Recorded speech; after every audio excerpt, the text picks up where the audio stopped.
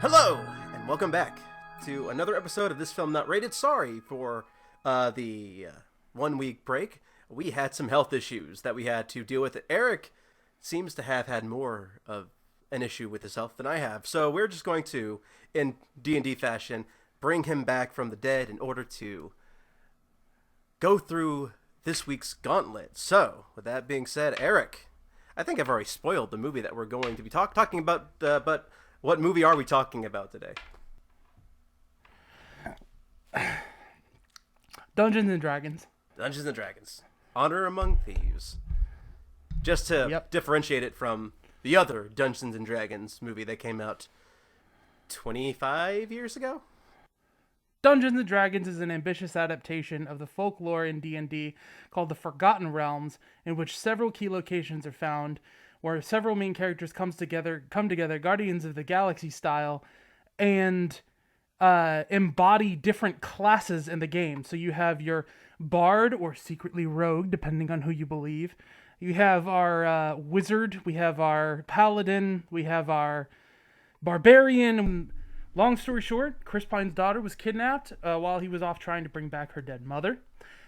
And the team has to go around, find out a way to rescue his daughter, convince her that he didn't run out of her own riches, and the team has to band together to steal and or return the riches stolen by Hugh Grant to the townsfolk. All that being said, are you ready to face the gauntlet in your undead form? Well, that's the thing, is you only get 5 questions.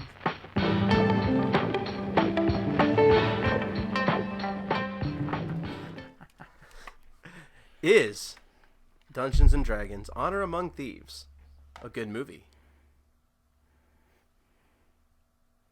I can't type with this hand to look up the Rotten Tomatoes score.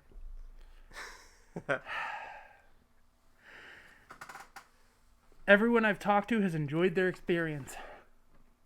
Yes. I believe it's the same for me. That's one.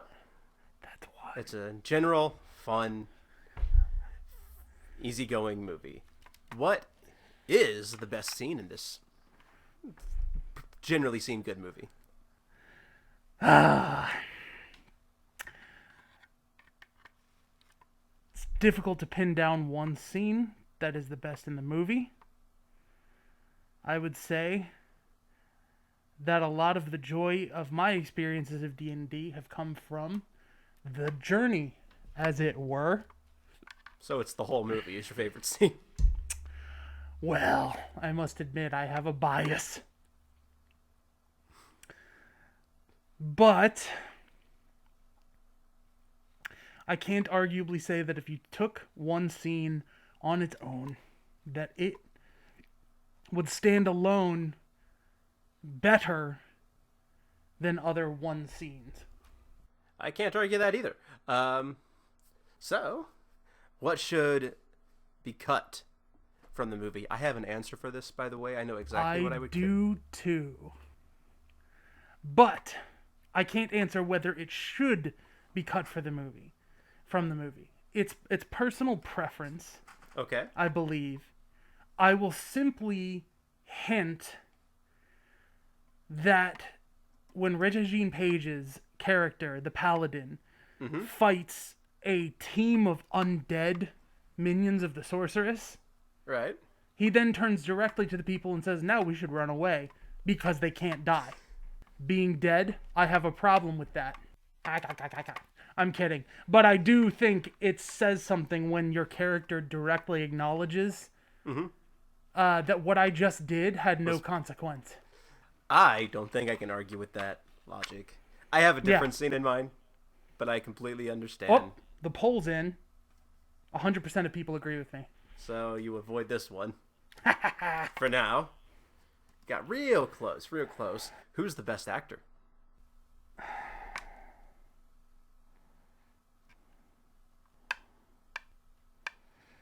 It's a very difficult world to make believable. I don't know. I'm using my I don't know. You're using your I don't know. All right, that one's gone. Who's the worst actor? It's the same problem. If I could put these 3 fingers down. Oh, of the lead performances, so we can't use cameos. Can't use cameos. The daughter is supposed to go through things that she doesn't even get the chance to go through. And I know supposed to is subjective, but I will justify it by saying the character is forced to accept that Forge has been lying about her father for 2 years, almost off screen.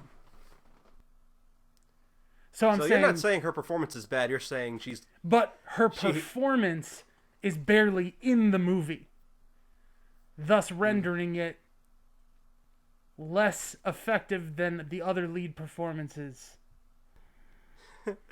Oh, wow. Would this movie work with any of the main characters' genders being swapped? I think if you switched Chris Pine to a Charlize Theron, you could have the same movie, and the only audiences that would have an emotionally different ride would have to account for, personal bias and life influences making them feel differently. Okay. Yep. Polls agree. The polls are from the dead.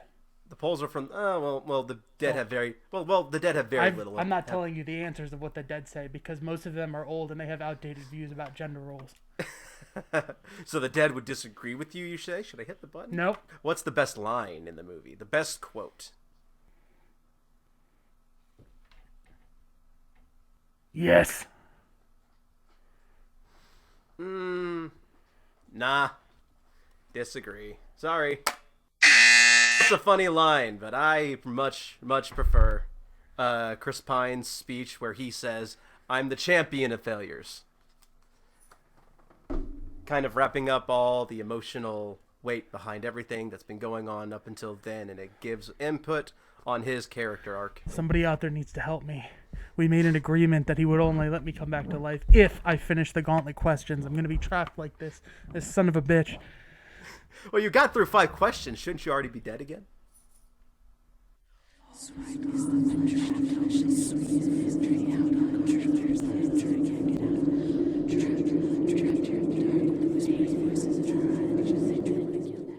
Whew.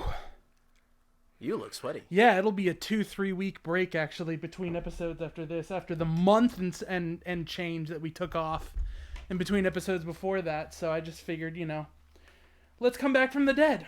So Curtis, you and I have been fans of Dungeons and Dragons for decades. Decades? Yeah, I would say. Because when we tried to play, would already have been 2013 or earlier. So about a decade then. That's when we first started. You're telling me that you didn't want to try before that? No, not me. And I never thought of it until then. Oh, I loved Lord of the Rings. I didn't consider Lord of the Rings Dungeons and Dragons. But Dungeons and Dragons, nonetheless, is inspired by Lord of the Rings. It very much is. There's DNA, and of course we've been hardcore into it for about 2 years now. Because yes. I began DMing, you began DMing. Mm-hmm. And so we've run games, we've played in games, and become familiar with having fun in this role-playing sort of way. Yes. I had an absolute blast with this from beginning to end both times I saw it. Same here. I think the first time that I watched this, I think I had a couple of issues with the pacing. It felt like after they had gotten to Forge for the second time, when after he's become Lord of Neverwinter, it felt like a rushed process to get the rest of the crew together to go and fight Forge. I didn't get that this time. The second time, it felt a lot more evenly paced, and it didn't. Yeah, I agree. I got the feeling that the writers and at the very least the directors were trying to give each character enough time to build up a personality before embarking on the next phase of the adventure. Now before we get to Simon the Sorcerer, we have like a little bit of a backstory on him when Chris Pine's character is telling his backstory, but we don't actually get to meet him until he's trying to con people out of loot during his sorcery act. Even like the special effects, there are actual like visual effects in the film, down to people wearing costumes and rubber masks for like the Dragonborns in the movie, and the Tabaxi, which are just these humanoid cat creatures. The one fish that we see that swallowed up one of the cat babies looked fully animatronic. And, like, I got the impression that they didn't want to use CG in this movie unless they absolutely had to, or to enhance upon pre-existing visual effects. Or to do stuff like Thumbertoad, if that's how you say his name. Which is something that Lord of the Rings and Peter Jackson did for that series, where a lot of it was practical effects that was enhanced by digital effects. And that's the kind of stuff that I like to see in filmmaking. It kind of brings the magic back into movie making. And I absolutely love this movie for that. So I've been mixed on that, because I really feel like there's a certain magic to visual effects that doesn't get enough credit, and I think it's part of the reason why people are so capable of overlooking the amount of like crap that those people have been trudging through when they've been like slapped around by studios and forced to grind out projects that consistently reinforce the idea that CGI inherently looks worse than practical effects. Yeah. But I gotta agree. Like, I think you should always, if you're especially building a world that can't be touched, you know, there's something important about filming something tangible with it. And the two directors here, John Francis Daley and Jonathan Goldstein, John Francis Daley of Freaks and Geeks and Waiting fame and many other projects, the team worked on and directed Game Night together. Like, they knew, they wrote this story accounting for the rules of gameplay. Yes. As like, when it comes to spell casting, the only times that you didn't have them follow the rules of either having to use an actual word or a device or an item, or like, it was to the letter, unless it infringed on advancing the story or plot. Or if it was just fun, because like the owlbear, normally a druid wouldn't be able to turn to an owlbear. It's not an animal. It's a monstrosity, and druids turn into animals. But that's the thing. That's the thing about their lore, though, is even that the owlbear as a wild shape.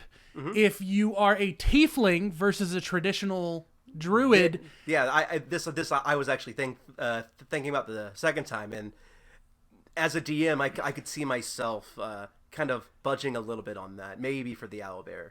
Yeah. There is separate lore and rules. The general rule of thumb seems to be, by all accounts, if you look at this movie and you see something and you think that can't be done, look to the movie for the reason why it can be done by the rules of D&D. Right. At least 5th edition. I don't know if, it's going by something else. But, some of what we're going to say here is going to sound like gibberish to some people. This is true. I think that's part of the thing, is this movie rides a line between niche appeal and mass appeal, and it does it successfully. And I think that's part of the reason why there are so many comparisons people draw between this and the Guardians of the Galaxy, where Marvel has been taking relatively unknown properties, like, their B heroes are still Captain America and Thor, which everyone knows who they are, but it's still not the person you would think to make a movie out of, and they did. Yeah. It's kind of incredible that they really pulled this off. It's kind of incredible that this feels like it encompasses so much of playing the game that it feels like an iconic main story, if that makes sense. Yeah. So just like going into like games, there are characters in a D&D game where the DM will have an insert character to maybe help the player characters go through a certain dungeon, and that's kind of what Rege-Jean Page. Yeah, that's kind of what he felt like to me. He felt like a DM insert character. I gotta tell you, one of my favorite lines in the movie is because it is designed to make you cringe, and it's successful, and so that's fun. Is when he looks at Chris Pine and he's like, "What are you looking at?" And he's like, "Oh, Harper, living up to his legacy," or whatever he says. Yeah. But the reason why that kind of cringe things work is because you're not the only one who's cringing. It's the no, other it's actors. designed to make you. Well, yes, but like, that can backfire if not done right. I'm saying part of the reason why it works is because the characters in the movie are also cringing at the same guy that you're cringing at. That's so it makes it a little bit he does. He like turns to the camera and is like, ah. There's so much team collaboration, so many skills used. I think in terms of rolling, I think it's pretty common knowledge that if you roll a 1 in D&D, that's a critical failure. If you roll a 20, that's a critical success. And I have a theory that I haven't followed up on, and I probably will whenever this movie's available to buy, of tracking the characters and seeing if they have a critical failure and a critical success for each one. Yeah. Because I think you have like the druid, for example, pulls off this insane gelatinous cube stunt. Oh yeah, that's right. That's a nat 20 roll for sure. But at the same time, there's an entire sequence built around her trying to hide and failing over and over and over and over and over again, turning into different animals. Right. The barbarian, yeah, that would be her nat 1. The barbarian's nat 1 would be opening up the mimic chest and getting caught by that. Well, I don't know about that because like it's, that's a monster. I would say it's like something to her. Like for the barbarian, I would say getting stabbed by the red wizard blade. That's her. Dying. Yeah.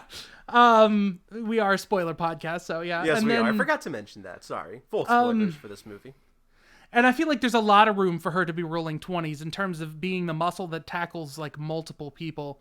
Yeah. I don't know. You know, like it's a whole thing. We can have the nerdiest conversations ever arguing about, is it this game mechanic? Is it that game mechanic? And then we can talk about how hilarious it is that in the second showing of the movie ended as if it was the actual playing of the game. Yes. Which means that the power went out, cutting out the music and making everyone try and decide what was going on.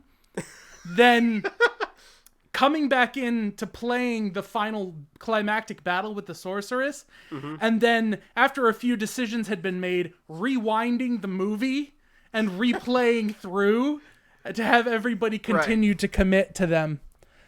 There's just a lot of good. It's a lot of fun. All of the I enjoyed all of the characters. Michelle Rodriguez not taking herself constantly seriously through the whole movie, but still being like carrying the weight of someone, you know, who is the barbarian of the group and earns that title as an action star. Yeah. The only things that I have a problem with in this movie is the trope of the wife under the sheets memory and being driven by like the dead wife thing is a little bit like, but the thing is you kind of need something that's a little tropey again, to go back to that idea of what is your basic main story to introduce you to this world. Yeah. So it's kind of tricky. And then the ending, the whole concept of her having to die and then be brought back to life. It's like a hero's journey thing. You have to die and come back to life. And I feel like there could have been possibly a more thoughtful way to do that in the arena or around the time that she's bringing down the Red Death or whatever, where the characters could have, you know, in Guardians of the Galaxy, the characters all technically are facing death, but somehow make it through because Star-Lord doesn't know that he's in like a part god or whatever. Yeah. You know, so they all prepare to sacrifice themselves to try to save each other, but so it's like they have that death and rebirth moment as a group. Yeah. I feel like you can take those movies 1-to-1 and see where it feels a little weird for the barbarian to have this moment. But counter to that, to play up the idea of an unconventional motherhood role like that, yes, is really cool. But then it makes me miss everything they didn't do with the daughter character, where she, you know, has this invisibility charm and can be sneaking around the castle, and like it's just that whole area feels unexplored to me.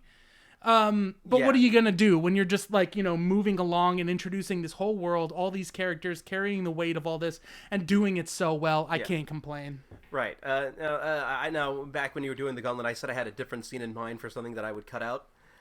It's a very quick thing, but in that scene where Holga's dying, and you have Chris Pratt have this quick flashback to his wife with the mirror in the background after a firefly lands on his finger. I would have cut out that flashback entirely because I don't think it's needed. The entire time you're going through the movie, that Firefly is there. Whenever it's referencing the mother, and by the time you get to that point, you already know it's meant to represent a symbol of freedom or of letting go. And I don't think you need that flashback to further emphasize that he's letting go of the past and moving forward with his new family. If they do a sequel to this, do you want to see the same characters? If they do the same characters, I want to see a story based around one of the other characters and not Chris Pine's character. Or I would be completely fine with a completely different cast of characters and actors. Maybe this time you have, like, say, half rogue elf. That's a popular thing in there. Half elf rogue, or just like a different band of characters. Maybe they're doing something else entirely. Maybe they're not a band of thieves. Maybe they're a band of mercenaries. Maybe they're heroes of the realm in service to the king of Neverwinter or Waterdeep. Something different, because D&D is a game that can host technically like really an infinite amount of stories. Mm-hmm. And having a sequel with a different story and different characters would help emphasize that. Either way, I'm fine. See, I think they left Chris Pine's character open to like multi-classing and open to like developing a little bit more. Yeah. And so I don't know. So that's pretty much. I mean, I'm gonna come back to watch this a lot just because, you know, this is all I could pull. You got this, The Hobbit, and the old D&D movie. What else are you gonna do? You know, like this really filled a void. It's not totally void. There are plenty of fantasy movies that can give you a certain level of satisfaction. I recommend Spine of Night to people. I think the Warcraft movie isn't all that bad, but this just hits the brand and hits that world and those rules really well. So I'm definitely coming back to see it. Thank you all for watching. This is This Film Not Rated. Again, we're a branch of the Drive-In Podcast Network, and so you can find me at High Contrast FLM. And I'm Curtis. You can find me on Twitter at TalkAnimeGA. And I think that's all. Is there anything else you wanted to fill in? Roll for perception.